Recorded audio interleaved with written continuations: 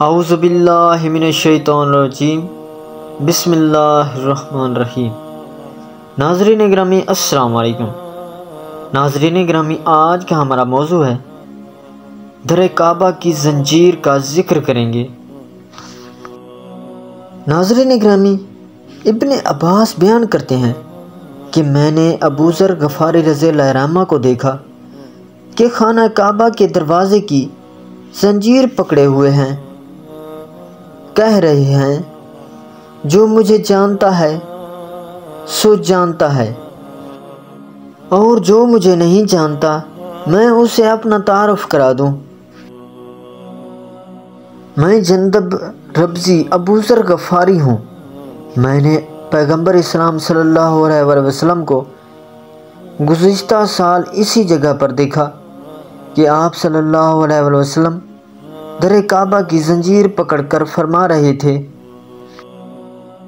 اے لوگو، روزے رکھ رکھ کر تم مثل کمان کے ہو جاؤ، اور نمازیں پڑھ پڑھ کر تم مثل چادر کے ہو جاؤ، اور اس قدر دعائیں کرو کہ تمہارے جسم کے ٹکڑے کر دیے جائیں۔ ان تمام کے باوجود اگر تمہارے دل میں علی بن ابی طالب علیہ السلام کی دشمنی ہو، بغض ہو، تو اللہ تم کو اوندھے منہ جہنم میں ڈال دے گا۔ ناظرین اکرامی، علی علیہ السلام قریب بیٹھے تھے۔ آپ صلی اللہ علیہ وآلہ وسلم نے فرمایا، اٹھو اور اپنا ہاتھ میرے ہاتھ میں دو۔ علی علیہ السلام کھڑے ہوئے تو آپ صلی اللہ علیہ وآلہ وسلم نے فرمایا، یا علی علیہ السلام، اللہ تبارک و تعالیٰ نے مجھے اور آپ کو ایک درخت نور سے پیدا کیا ہے، میں اس کا تنا اصل ہوں اور تم اس کی شاخ ہو۔ جو اس کی شاخ کاٹے گا اللہ اس کو اوندھے منہ جہنم میں ڈال دے گا۔ اے لوگو، علی علیہ السلام تمام مسلمانوں کا سردار ہے۔ علی علیہ السلام متقیوں کا امام ہے۔